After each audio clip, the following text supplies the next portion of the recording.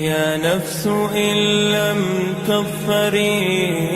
لا تجزعي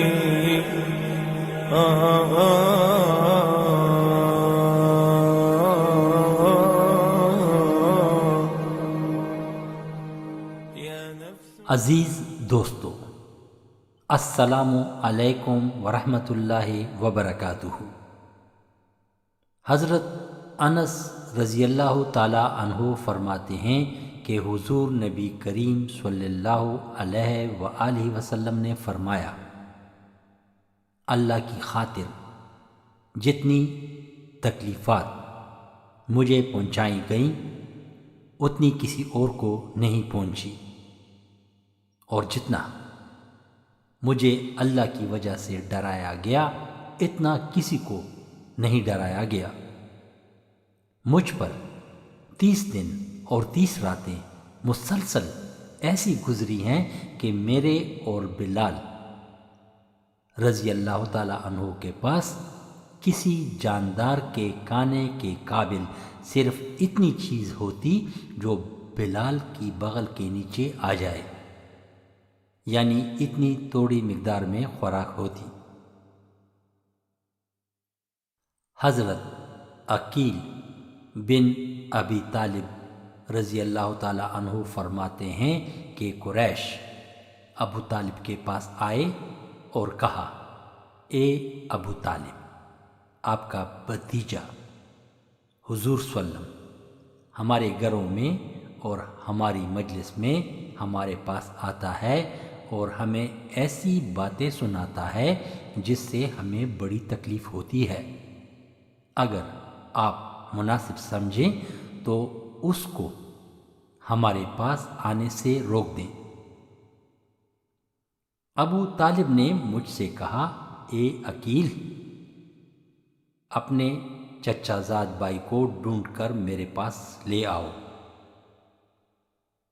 چنانچہ میں آپ کو ابو طالب کی ایک کوٹری میں سے بلا کر لے آیا۔ آپ صلی اللہ علیہ وسلم سے ابو طالب نے کہا، اے میرے بھتیجے،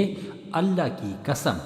جیسے کہ تم کو خود بھی معلوم ہے کہ میں تمہاری ہر بات مانتا ہوں۔ تمہاری قوم والوں نے آ کر یہ کہا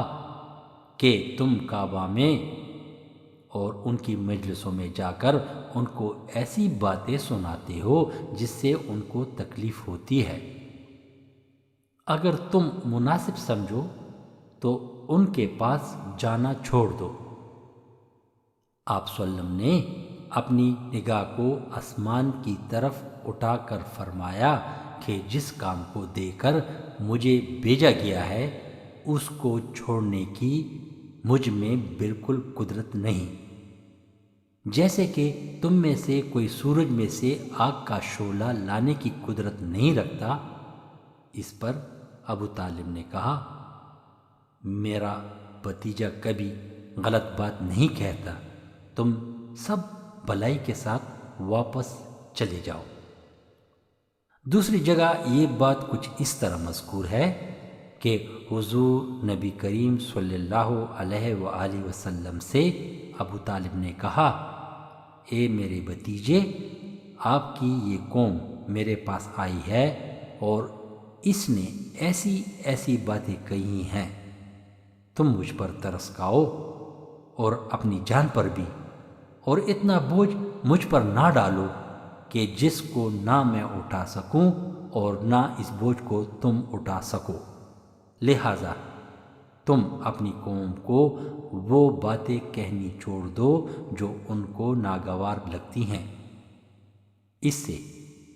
حضور نبی کریم صلی اللہ علیہ وآلہ وسلم یہ سمجھے کہ آپ کے بارے میں آپ کے چچا کی رائے بدل گئی ہے اور وہ اب آپ کی مدد چھوڑ کر آپ کو قریش کے حوالے کرنے والے ہیں، اور اب ان میں آپ کا ساتھ دینے کی ہمت نہیں رہی۔ اس پر حضور نبی کریم صلی اللہ علیہ وآلہ وسلم نے فرمایا، اے میرے چچا،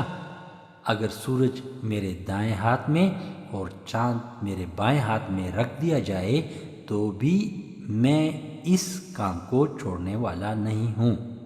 اور میں اسی کام میں لگا رہوں گا یہاں تک کہ اللہ تعالیٰ اس کام کو غالب کر دے یا اس کام کی کوشش میں میری جان چلی جائے۔ اتنا کہہ کر حضور نبی کریم صلی اللہ علیہ وآلہ وسلم کی آنکھیں ڈبڈبائیں اور آپ رو دیے اور آپ صلی اللہ علیہ وسلم وہاں سے پشت پھیر کر چل دیے۔ جب ابو طالب نے دیکھا کہ حضور صلی اللہ علیہ وسلم اپنے کام پر اتنے پختہ ہیں کہ اس کے لیے جان تک قربان کرنے اور چاند سورج تک اٹھا لینے کو تیار ہیں، تو انہوں نے حضور صلی اللہ علیہ وسلم کو پکارا، اے میرے بھتیجے۔ آپ صلی اللہ علیہ وسلم ان کی طرف متوجہ ہوئے تو ابو طالب نے کہا، آپ اپنا کام کرتے رہیے اور جیسے دل چاہتا ہے کرتے رہیے، اللہ کی قسم میں کسی وجہ سے بھی تمہارا کبھی ساتھ نہیں چھوڑوں گا۔ حضرت عبداللہ بن جعفر رضی اللہ تعالیٰ عنہ فرماتے ہیں کہ جب ابو طالب کا انتقال ہوا تو قریش کا ایک کمینہ آدمی حضور صلی اللہ علیہ وسلم کے سامنے آیا اور اس نے آپ صلی اللہ علیہ وسلم پر مٹی ڈالی۔ آپ صلی اللہ علیہ وسلم اپنے گھر واپس چلے گئے۔ آپ کی ایک بیٹی نے آ کر آپ صلی اللہ علیہ وسلم کے چہرے سے مٹی صاف کرنے لگی اور رونے لگی۔ آپ صلی اللہ علیہ وسلم نے فرمایا، اے میری بیٹی مت رو،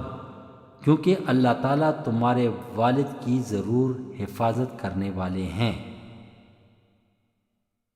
اور آپ صلی اللہ علیہ وسلم نے فرمایا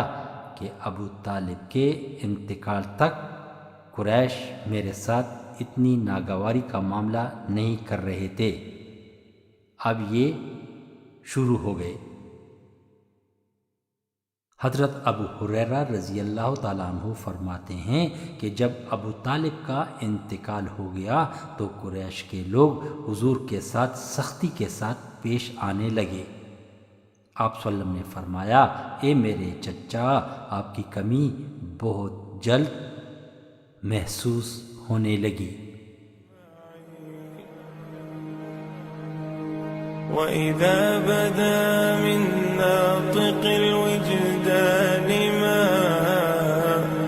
يَدْعُوكِ لِلْيَاسِ الذَّمِيمِ الْأَشْنَعِ فَاسْتَيْقِظِي مِن نَوْمَةِ الْغَفَلَاتِ وَلْيَكُنِ الرَّجَاءُ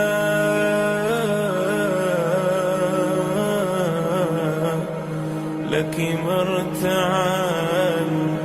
فيه ارتعي يكن الرجاء